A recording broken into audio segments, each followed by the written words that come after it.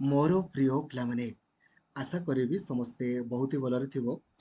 Finally आपणकर ओ triple AC बा Odisha subordinate staff selection commission तरफ जो 2629 गोटी आमर सीटी आउ बीएड पिलांको पई आपणकर वैकेंसी आसीबार थिला।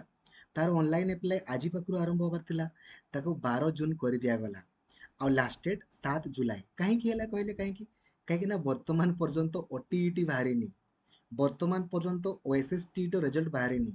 आउ एई एप्लाई करिया पई आपणकर कंपलसरी दरकार। आउ जदि एई नोटिफिकेशन आपणकर बाहरी जानता ना, देन मैक्सिमम पिला माने आपणकर कोन करन्ते, ओडिशा गवर्नमेंट एगेंस्ट रे आपणकर कहन्ते, जोटा कि तांकर भोट पई ही खराब होबो। ठीक अछि, एमती भी जानिचंती ओडिशा गवर्नमेंट आपणकर कोन करूची कोन नै हैला। तेणु करी कि सेमने कोन कले ना, एका संगरे चालो इलेक्शन परे बाहर कर देबा। तो आपणकर इलेक्शन परे बाहरिबो। ठीक अछि, एबे आउ किछि करि हेबोनी, इलेक्शन परे ही आपणकर माने सेई पर्यंत ताकर मन इच्छा आपण कहबे सर ओटीईटी ओएसएस ताकर मन इच्छा। एडी बीएससी ओडिशा ओडिशा गवर्नमेंट ताकर मन इच्छा सब काम करूछंती।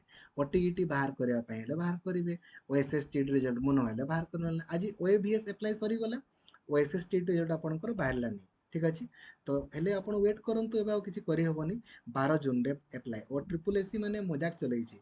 ओ ट्रिपल एसी नै ओडिशा गवर्नमेंट आपणकर। ठीक अछि, तो जेहेतु ओटीईटी परीक्षा हैनी, ओटीईटी परीक्षा होबो, तापर ओएसएसटी रिजल्ट बाहरिबो, तेबे जांकि 12 जून रु आपण माने अप्लाई करिवे।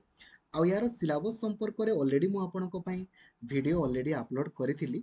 जदि आपण याकू देखि नाहंती काइंडली देखि देबे। ठीक अछि, एइथिरे मु आपणको सब सिलेबस संपर्क रे डिस्कशन करिछि। आ यार क्लास आपण लक्ष्मीधर सर ऑफिशियल एप्लीकेशन रे डेली करि पारिबे। ठीक अछि, थैंक यू, जय जगन्नाथ, धन्यवाद।